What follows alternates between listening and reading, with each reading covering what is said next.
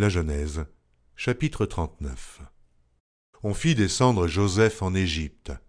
Et Potiphar, officier de Pharaon, chef des gardes, égyptien, l'acheta des Ismaélites qu'il y avait fait descendre.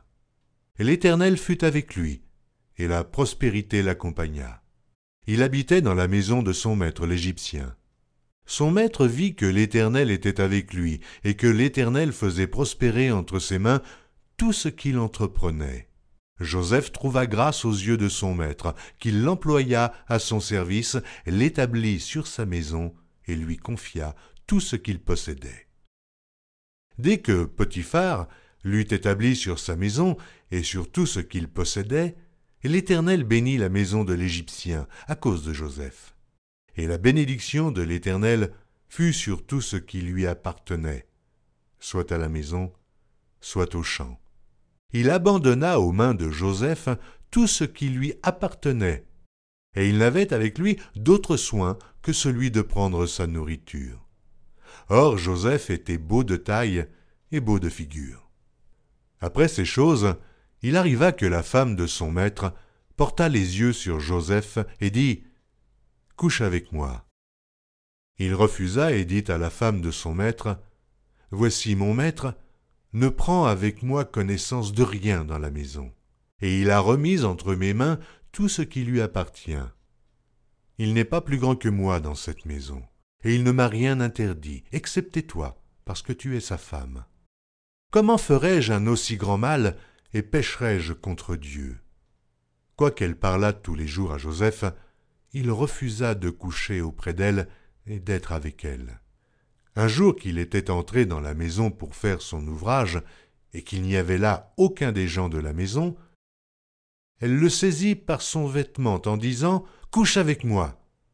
Il lui laissa son vêtement dans la main et s'enfuit au dehors. Lorsqu'elle vit qu'il lui avait laissé son vêtement dans la main et qu'il s'était enfui dehors, elle appela les gens de sa maison et leur dit « Voyez, il nous a amené un Hébreu pour se jouer de nous. Cet homme est venu vers moi pour coucher avec moi, mais j'ai crié à haute voix.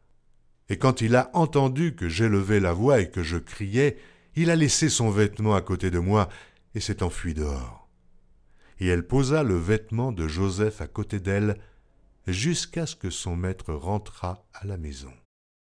Alors elle lui parla ainsi. « L'esclave hébreu que tu nous as amené est venu vers moi pour se jouer de moi. Et comme j'ai élevé la voix et que j'ai crié, il a laissé son vêtement à côté de moi et s'est enfui dehors. » Après avoir entendu les paroles de sa femme qui lui disait « Voilà ce que m'a fait ton esclave », le maître de Joseph fut enflammé de colère. Il prit Joseph et le mit dans la prison, dans le lieu où les prisonniers du roi étaient enfermés. Il fut là, en prison.